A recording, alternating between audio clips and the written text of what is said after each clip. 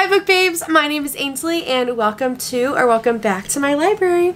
For today's video, I am in one of my bathing suits because we are talking all about my summer TBR, and the stack is huge, okay? It's huge. I have about 15 books on this list that I really want to get through and just talk about, and then after I'm done filming this video, I'm going to the beach and I'm so excited. These are all the 15 books I want to read in summer 2024.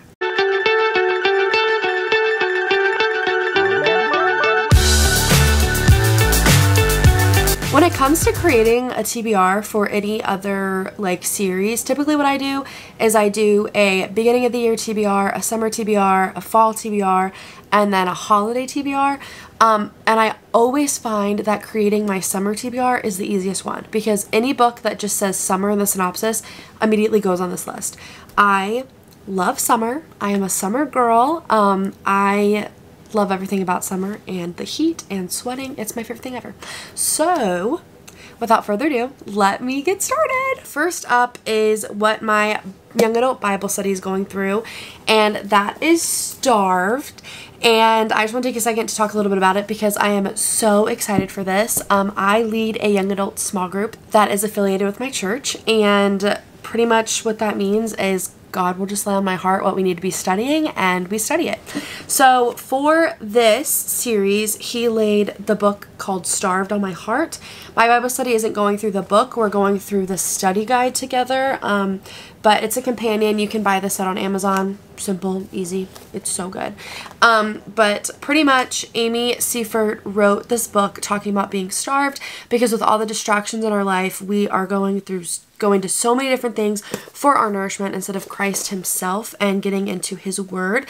And so that's leading to a lot of us being dissatisfied and feeling lonely and feeling like our lives are just being rushed by because we're not really taking that intentional time with God. We're spending it on our phones. I read a statistic that's like scrolling on your phone, by the time you pass away, you would have spent 15 years scrolling on your phone, and that is horrifying to me. I don't want that to be my life at all, and I don't want that for my small group. So we are going to be consuming and filling up our soul and spirit with the Holy Spirit this summer, and I'm really excited to be doing this book and Bible study companion. I'm doing the book personally, and my group's going through the Bible study, which has video elements with it. So it's just going to be a lot of fun. We're actually meeting tonight for the first time to get this 6-week study started, and it's going to be amazing. I'm starting with the book that I'm currently reading right now, which is The Paradise Problem by Christina Lauren. I started this book last night and did not put it down until I was 50% of the way done. I loving everything about this book. This book is a marriage of convenience. We follow Anna and Liam. Anna is your typical proletariat. She's just like us. She's just like every ordinary person who is just struggling in this economy and is a victim of the healthcare, just everything. She's just your typical American. And then we have Liam, who is the bourgeoisie, and he has so much money, and he has to be married for 5 years in order to get his $100 million inheritance. What? So they get married whenever they are in college, and then flash forward 5 years, Liam is about a couple months away from their hitting the 5-year mark, and his younger sister's getting married, and his whole family is pretty much saying you need to bring your wife with you to her wedding in Singapore. And Liam's like, have not talked to her in 4 years, but we're still legally married. So Liam travels to Anna and he's like, hey, so we actually never got divorced. We're still married. We need to stay married. You have to come with me on this wedding. And yeah, it has just been a whirlwind so far. I'm loving the characters. I'm loving the plot. It has just been incredible. Potential 5-star read. You know what I mean? Potential 5 stars.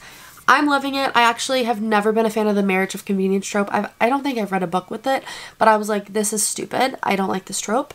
And then I'm reading this book and I'm like, oh, I'm loving this trope. It's awesome. Next up is Happy Place by Emily Henry, and I did get the UK paperback version because I like this cover a little bit better than the all pink one. I also didn't want to wait for it to come out in paperback, so I just got this one from the UK Amazon. In this book, we are following Harriet and Wynne, and they are longtime lovers. They're engaged, whatever, and they are going on their annual summer beach trip with their friends, and it's actually the last time that they're getting to go because their cottage is being sold. However, Harriet and Wynn actually broke up like several months ago. Like their engagement is done, they're not getting married, but their friends don't know that. So they're going on this vacation and having to fake it until they make it, as they're still dating when actually they have canceled all their future plans together. So I heard it's like a comedy and it's just really, really fun. So I'm definitely excited to read this book because it just like, that's so awkward. Like, I'm just thinking, like, if I had to go on a beach trip and act like I was dating one of my exes, I think I'd rather tell them we broke up because I would not want to be in that situation. Next up is Attached at the Hip by Christine Riccio. This book actually just came out on May 21st, and I'm super excited to read this. In this book, we follow Ori, and Ori decides to sign up to go on a TV show like Survivor. However, it's actually a dating show. Shocker. But to compete in this dating show, you are tied by like a 8-foot rope, like a tether, to another player, and you're pretty much competing the game together. However, you don't know who your partner is until you get there, and Ori shows up, and it happens to be her high school crush. And so she has to compete in this challenge and fight for $100,000 with her high school crush. And I'm sorry, the tension, the challenges, this seems so fun. I love a good reality TV show book. I can't tell you enough about how much I love it. I loved If the Shoe Fits. I loved One to Watch, all of those like Bachelor themed shows, which this one kind of seems like it's The Bachelor, but it's like Survivor too. I don't know. It sounds amazing and I'm so excited to read it. Potential 5 stars for sure. Next up is Wildfire by Hannah Grace. In this book, we follow Russ and Aurora, and they actually have a one-night stand with each other before going into summer. So it's like they're at the end of semester bash and they have some fun. And then come to find out, in the next 2 weeks, they're actually co-summer camp counselors, and they're together with the same age group for the rest of the summer, stuck together. They have not chatted or even talked about what they did together. So it's just having to navigate, you know, their history and their past while also creating a fantastic summer for kids. I love summer camp. Summer camp is probably my favorite thing ever in life. I am a summer camp director. I love summer camp, and I was called to do camp ministry, so it's like literally my favorite thing. It's right up there in just like my gifting. I love it. But so to be able to read this book about like summer camp, I'm there for it. I'm so there for it. Is Meet Me at the Lake by Carly Fortune. I actually read Every Summer After last summer, gave it 5 stars. So this book I have a lot of high expectations for, just because Carly Fortune, come on girl, I loved your first book, you can do it again. The premise of this book, Fern and Will meet each other and they just have the best day together. They're strangers, they're thrown together by chance, and they just spend this day touring Toronto, really getting to know each other and really just diving deeper into the possibility of having a relationship. They make a pact, say it correctly. They make a pact where the next year on the same day they will meet up again and make sure that they are just staying true to what they said they were going to do in the year. However, Fern goes, Will doesn't. Great. Flash forward 10 years later, Fern is the owner of her mother's lakeside resort. Her mother just recently passed away, so this is a book that touches on grief. But anyway, Will just randomly shows up at the resort. And Fern's like, oh my gosh, 10 years too late. So anyway, this book sounds really, really good. I love a good... I actually don't love second chance romance. I think that's actually one of my least favorites because it's just like... why? But at the same time, my parents had a second chance romance, so maybe I shouldn't be that like turned off to it because I wouldn't be here if they didn't do the second chance romance. Anyways, I have Flawless by Next, I have Flawless by Elsie Silver. I would actually love to read the entire series. I have the first 3, yeah. So this is part of the Chestnut Spring series, Chestnut Hill. I always want to say Chestnut Hill, but that's not right. Let me check. Yeah.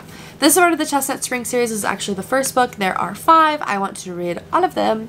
I don't actually know what this book is specifically about. But this book, we have a bull rider.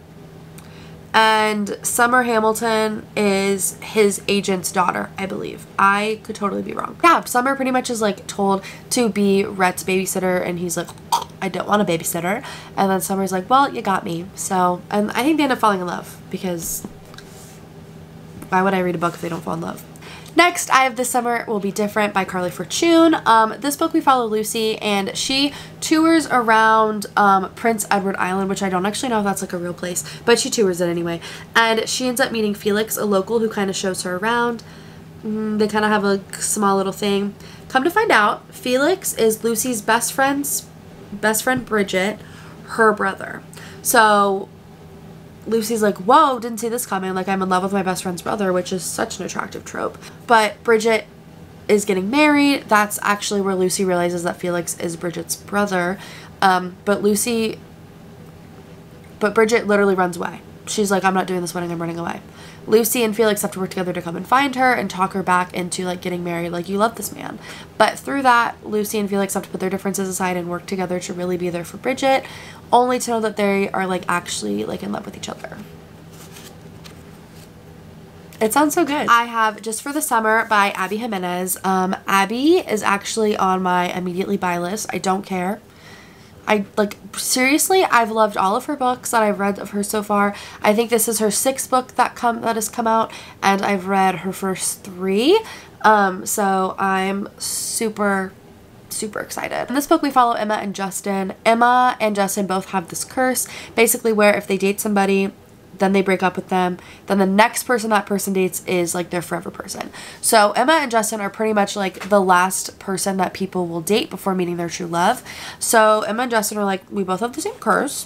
What if we get together and it cancels out our curses? Therefore, the next person I meet is my one, and same for you. And then can't fight, like, it works.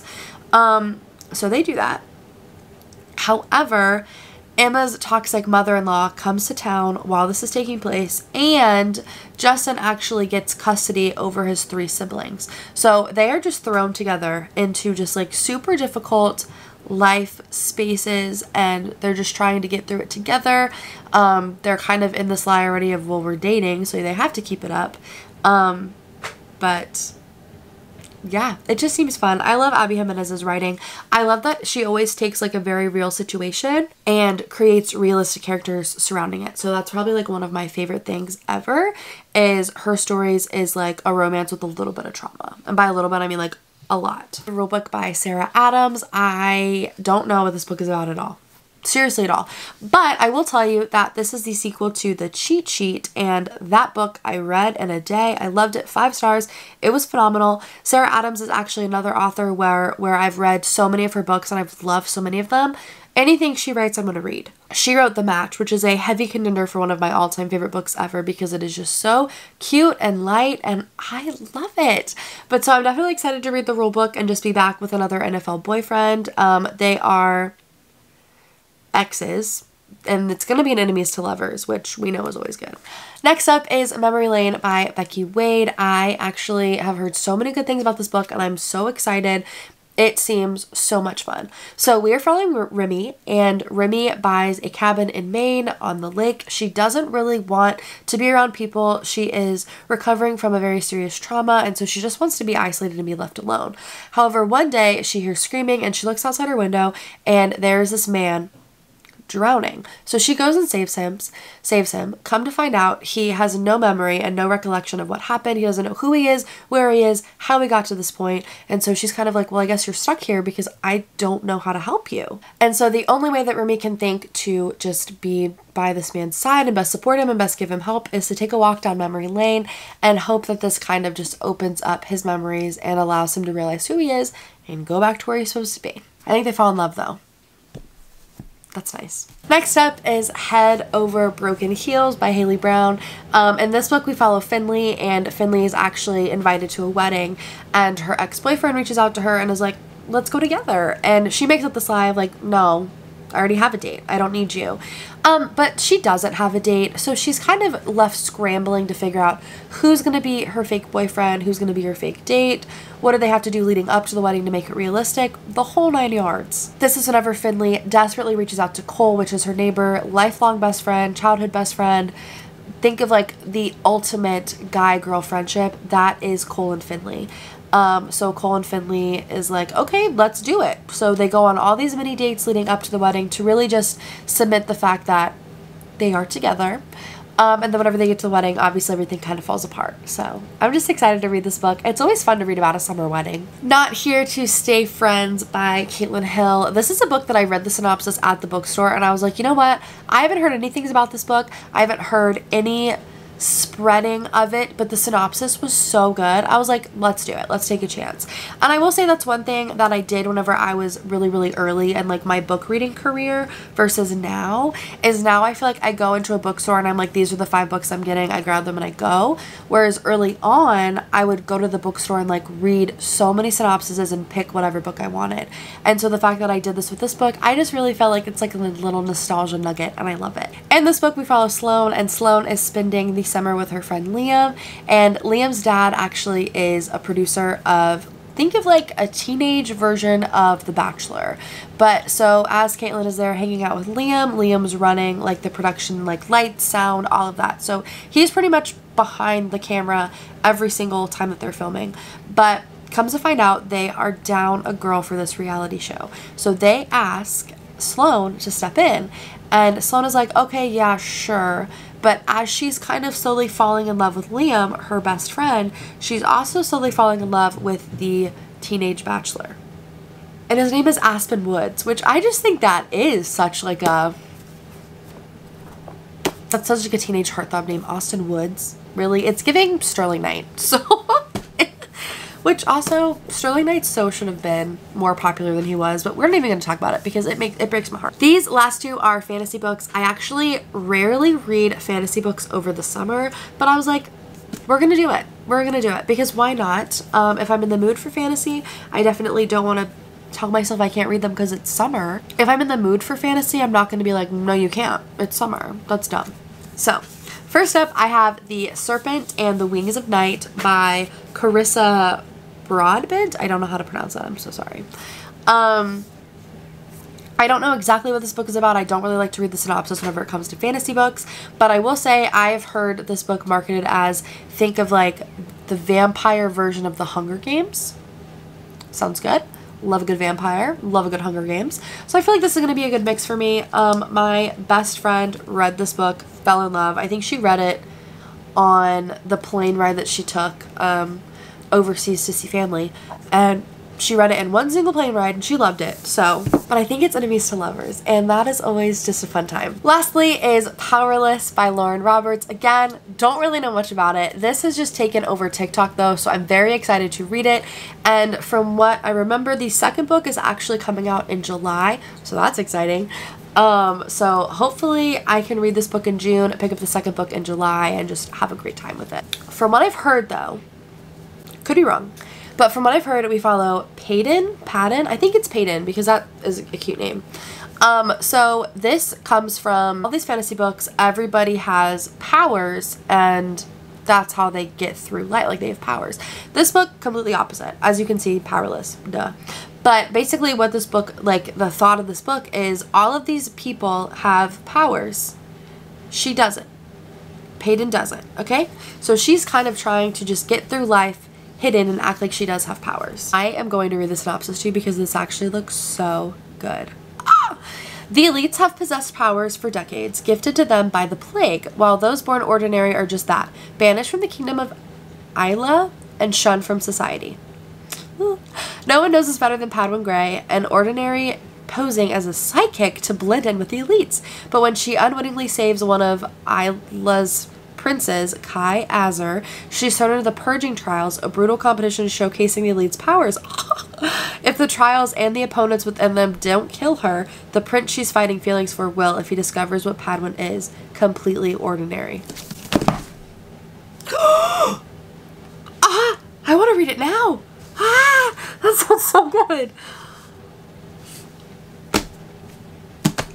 I think I'm going to understand the hype on this one. Totally. Well guys, that is all of the 15 books I want to read this summer. It's kind of intense. It's crazy. 15 might sound like a lot. Actually one summer I read 48 books, so that's not happening this time. Absolutely not. I was in high school whenever that happened. I had really nothing going on. I was grieving. I was depressed. Read 48 books. That peak. I'm probably never gonna hit that again, and that's okay. Anyways, I always do like a summer wrap-up video, end of August, early September, whenever I really decide that the summer's over. Usually whenever the pool closes, my summer's done. So hopefully a lot of these books will be featured in that as I like recap what I've read. But I'm really excited. I haven't been this excited over a TBR in a while, but I just feel like all of these books are just so great and exciting and different. I don't know. I just feel like the books that are being published today are just really, really good. I don't know. I'm just excited to read them. But anyway, thank you guys so much for watching. Stay tuned. There's going to be so many reading vlogs of me getting through these books and just my opinions, my feelings, how I'm reading them. So I'm definitely super excited to be sharing all of those vlogs with you guys. So I ask that you guys subscribe if you want to stay tuned and just watch me go through all of these books. If you don't, that's okay. Please like this video, and I will see you guys next Thursday. Bye.